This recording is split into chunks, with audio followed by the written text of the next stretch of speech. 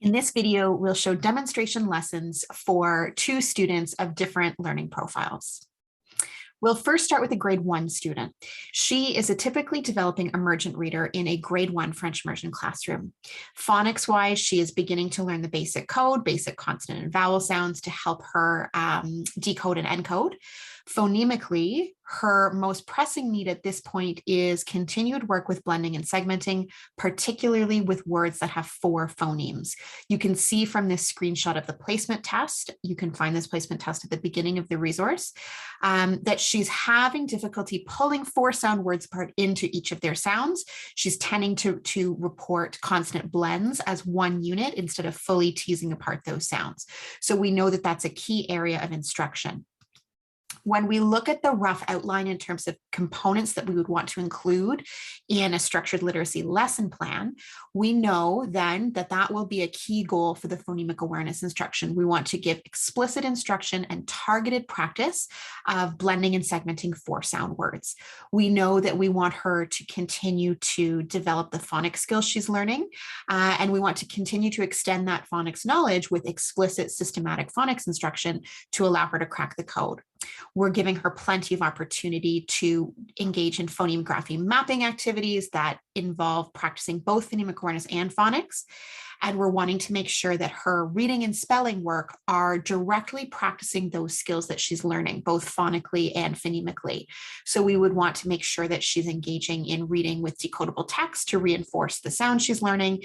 And we would want to make sure that she's working on reading and spelling words with that same phonemic structure, likely 4 sound words, to make sure that those skills are being integrated.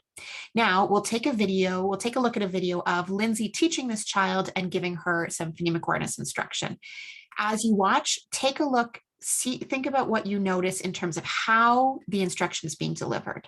Aujourd'hui, nous allons mettre 4 sons ensemble pour faire des mots.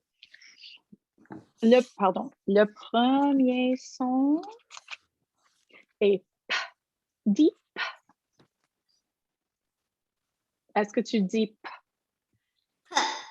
OK, oui. Je pense que je n'ai pas entendu, mais il faut dire P au lieu de P. OK? P. Le deuxième son est R. Dis R. R. Oui, le troisième son est A. Dis A. A. A. Oui, A comme os. Très bien. P. R. A. Et le dernier son est Ch. Dis Ch. Très bien. Quand je mets les sons ensemble, P, R, Ch, est-ce que tu peux répéter les 4? Quels sont les 4 sons? P, R, Ch. Oui, quand je mets P, R, Ch ensemble, j'ai le mot proche. Proche. Proche. Excellent. Good. OK. Prochain mot. Le premier son est T. Dis T. Le deuxième son est R. Dis R. R. Le troisième son est A. Dis A. A. Et le dernier son est S. Dis S. OK. Donc, les 4 sons sont T, R, A, S. Quand je mets T, R, A, S ensemble, quel est le mot? Trace. Trace. Excellent. OK, on fait un autre. Le premier son est D. Dis D. D. OK, et tu peux répéter le deuxième son? R. R. Wa. Wa. D. R. Wa. Qu'est-ce que ça fait? Droit. OK, encore. D. R. Wa. Droite. Oui, droite, comme je peux aller à gauche ou à droite.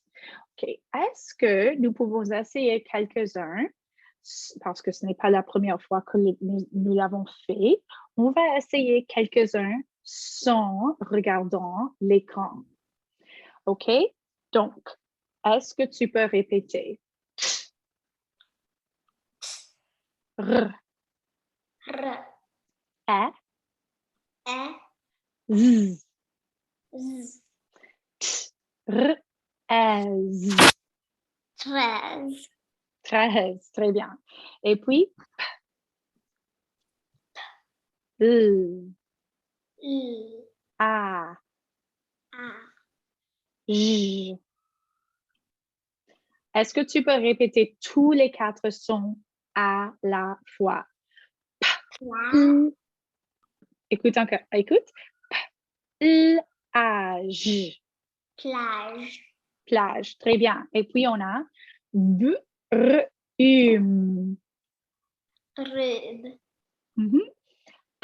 Plume, plume, blouse, blouse, blouse. Arc. la truc, OK, écoute. Écoute, répète tous les 4 sons avant de mettre le mot ensemble. Arc. ma truc, OK. Arc. ma truc, OK, écoutez, répète. A, a, R, R. r, Oui, et le dernier son, K. Donc, si je mets ces mots ensemble, marque, marque. marque. Excellent. What did you notice in terms of how that instruction was being delivered? Take a minute and think about some key aspects. For me, some things that jumped out to me was the use of connected phonation. We refer to this often in the resource. Connected phonation is the instructional style of not encouraging students to pause in between sounds. So you'll notice that the sounds, Lindsay was stringing the sounds together, both in terms of how she was modeling the activity, but then also in terms of her error correction. When the child was struggling, Lindsay made sure to reinforce the idea that it is easier when we string those sounds together. The reason this is something we would want to consider for blending work is because it's much easier for students to blend sounds like that when they're not pausing in between each sound. Another aspect that I noticed, Lindsay first started with teaching explicitly with the manipulatives, with the color tiles to show what was happening with those sounds. She gradually transitioned to removing that scaffold and was working towards building automaticity purely orally. When appropriate, she integrated a focus on vocabulary. Again, this was brief, and something that isn't shown in the video, but that is well worth reinforcing, is that the next steps would be to take this developing skill and link it to print, link it to letter sounds, whether that's phoneme grapheme mapping work, whether that's decoding words, phrases, sentences, or stories with this phonemic structure. Remember, we teach phonemic awareness not in a goal in and of itself, but we teach phonemic awareness so it can facilitate real reading and writing. Another student we can zoom in on, this child is in grade 4. She is a struggling reader. She has a diagnosed learning disability in basic reading. This was characterized by weaker phonological processing skills that impacted her decoding, her encoding, and her text level reading. For her, her basic blending and segmenting skills are fine, but she does struggle with manipulation.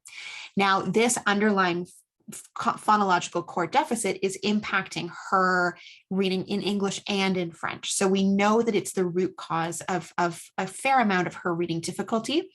In terms of phonics, her basic French phonics are okay. She's working on more advanced code.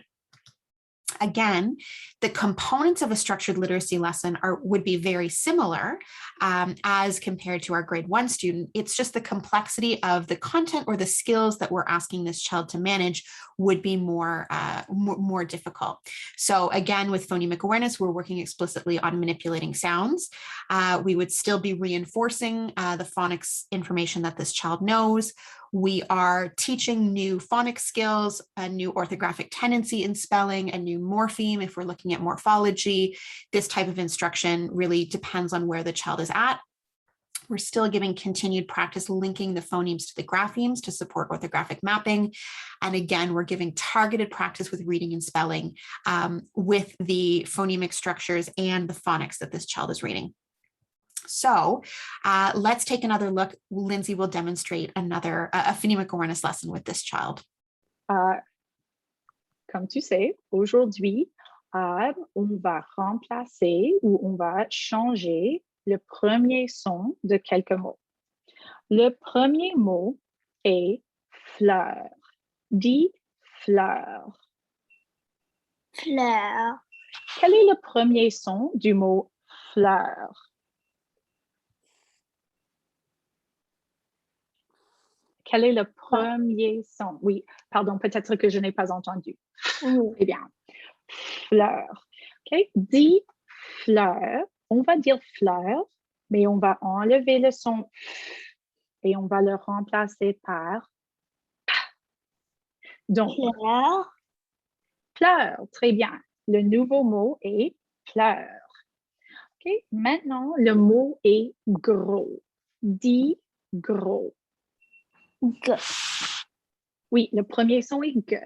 Et est-ce que tu peux dire tout le mot gros? Gros. Excellent. Gros. Quel est le premier son? Gros. Non, G. G. Très bien. Et qu'est-ce qui reste? Gros. Gros. Excellent. G. Gros. Et qu'est-ce qui se passe si je dis gros, mais je remplace G par Trop. oh, excellent. OK, donc je vois que maintenant tu comprends assez bien. Nous allons essayer quelques-uns sans regarder l'écran. Le mot est très. Dis très. Le premier son est t, c'est vrai. Dis très. Oh, très. Merci. Voilà. Dis très, mais remplace t par Prêt. très bien. Dis croix. Quoi. Dis croix, mais remplace k par